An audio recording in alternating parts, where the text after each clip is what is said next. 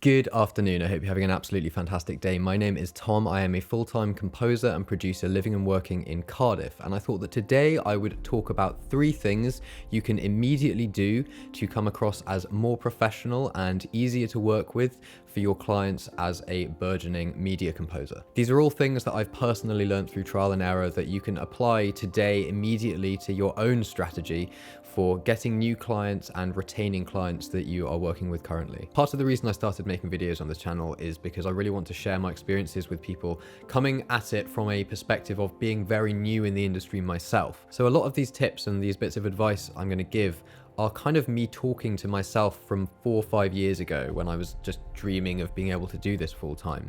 Things that I wish I'd known then. So they're not glamorous, there's no secret mixing trick to make everything sound like Hans Zimmer. It's basic advice that will make you immediately come across to people that you're working with or wanting to work with as a more professional and reliable composer. Tip number 1, label your files correctly. This may seem super boring and kind of obvious, but it is astonishing the number of people that don't do this. And in any context of media composition, whether or not you're sending files to a music library as a submission, or you're sending the stems for your score to a short film to a producer or director, it matters that you do this. And the reason it matters is because it makes their life an awful lot easier. And if you're doing things that make the client's life easier, they're much more likely to come back and continue wanting to work with you in the future. Now, there is a default format for file labeling, and that is as follows: your name, underscore, client name, underscore, track name, underscore, whatever other relevant information. So if I wanted to send an epic cinematic percussion track to a trailer music production library, I would label that file as Thomas White, underscore, name of the company I'm submitting to, underscore, cinematic percussion 1. That's if I'm submitting multiple tracks, so there'd also be, a track 2, a track 3, a track 4. Here are a couple more examples of different variants of that file system, but as you can see, there are certain fundamentals like the use of underscores that remain the same. Now, there are going to be a lot of exceptions to this file naming process. Every company will have their own format and their own way that they want you to deliver the final audio files in, and as a general rule, whatever they say, do that. So if they say something that's completely different to what I've just said, follow their advice, don't follow my system. But when dealing with clients in that early stage where you're maybe just sending demos over to try and see if they want to hire you for something, just make sure that you're not sending them a file that's labeled something like beautystep.mp3 all lowercase with no spaces, and use underscores to separate the different blocks of information. This makes it way easier for the people that you're working with to search for the files that they're looking for without having to remember what obscure track name you gave it. Little things like that, sending over files that are labeled in the manner that a lot of professional companies use, just immediately demonstrates to whomever it is that you're contacting that you have some experience, you know what you're doing, and you are a professional. So that's tip number 1. Label your files properly. Tip number 2, upload your music to online streaming platforms. This is something that, again, seems like it would be really obvious, but it's always surprising to me the number of people who are pursuing careers in composition and media composition specifically, where the only way to actually hear examples of their music is to go to the very last page on their website and scroll down to the bottom for some obscure in-website player that has a couple of tracks loaded up. Nothing wrong with using embedded players on your website, but your music should be as easy to access as possible. We're living in this industry, in this world now, where everything has to happen as fast as possible and has to be as easy to access as possible. And if you're reaching out to a director or a producer saying to them, I would really like to write the music for your short film or your documentary, whatever it is, if they're remotely interested or curious in you,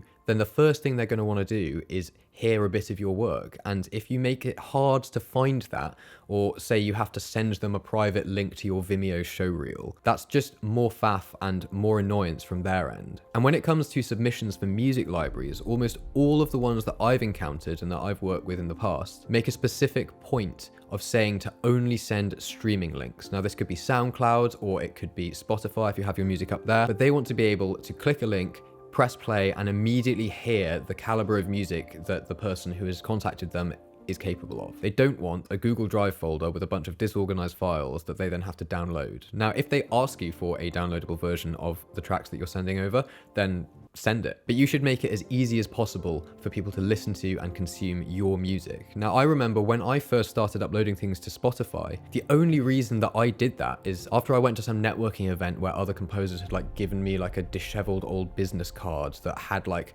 a printed link to a Dropbox folder on that card to hear examples of the music. I can just remember thinking it would make me appear much more legitimate if I'm at an event like that and someone says, oh, where can I hear examples of your music? If I can just say, it's on Spotify, it's on Amazon Music, it's on Apple Music, you know, I felt that that would immediately give the appearance of a professional musician who is trying to actively expand their reach. And at the time, I can also remember thinking that it would just be cooler to do that, you know. And since doing that, I obviously now release a lot of music on there that is just artist stuff. And as a result of that, I've had people reaching out to me just through hearing my work on Spotify playlists, inquiring about scoring films, talking about working with companies for sync licenses and all of this kind of stuff. It just helps. It's a small thing, and you don't have to use DistroKid and pay a yearly fee to actually have it distributed everywhere, but you should make sure that there is at least one place that is really easy to find and access that has your music listed immediately. So that's tip number 2, put your music online. And finally, tip number 3 in this video is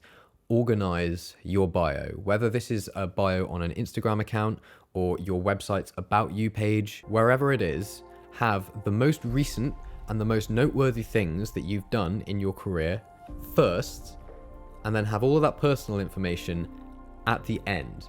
Trust me, no one cares that you first started playing the piano when you were 4 years old, or you've been writing songs since you were 7 and picked up a recorder and tried to sing at the same time. Like, no one gives a shit about that. At least not in the context of you being hired by them to do some work. You know, if you were looking for a graphic designer to create the artwork of an album that you were working on, would you want the first thing you read on their About You page when you're trying to figure out if they're the right person for you to be a load of stuff about how much they loved using the crayons in kindergarten and this was really an inspiring moment for them, and since then they wanted nothing more than to be an integral part of the graphic design community? Like, no. You want to know if they are someone it is worth you spending your money on to gain their skills on a project. Now, that's not to say that there's no place for personal stories in your bio at all. Like, it should be there, because if someone is interested in you and decides that they do want to hire you, it might be nice for them to learn a little bit more about you, and it's just nice to put your story out there into the world. But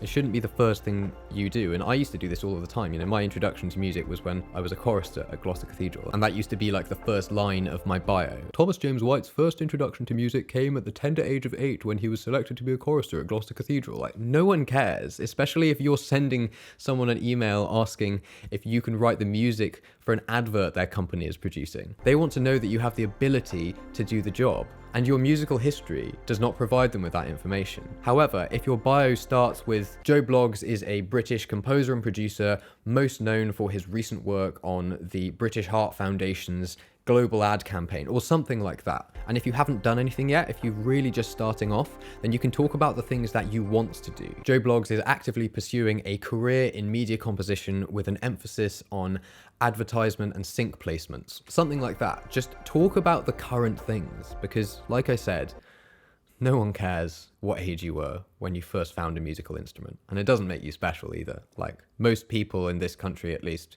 will have come into some contact with a musical instrument before they're 5 years old. And I know it's really hard because it is your story, and your story means a lot to you, but you have to remember that your story will always mean a lot more to you than it will to anyone else. And if you're trying to get work as a paid composer, then you need to let them know why you should be given the job. So that's tip number 3. Make sure that your bio has the most recent and most notable things that you've done first, and then all of the personal information, have that at the end. So there we go. Those are the 3 things that you can immediately do today to come across as more professional as a composer and in the pursuit of your career as a media composer. Like I said at the very beginning of this video, I'm still super young in my career, and maybe I'll learn in a few more years that some of the advice I've given up today was wrong. And if that's the case, or if you have disagreements with the things that I've said, or contradictory stories and experiences, I would love to hear about them. So please let me know down in the comments. I really hope that this video has been helpful or interesting. If you're interested in hearing any of my music, there'll be links down in the description to my social medias, as well as my music on Spotify and all the streaming sites, as well as a link to my shop where you can pick up a copy of my debut EP, Her, or my debut album, The Deep Blue, on vinyl, if that's your thing. Thank you so much for watching. I really do hope that you've enjoyed this. Have an absolutely fantastic day, and I'll see you very soon.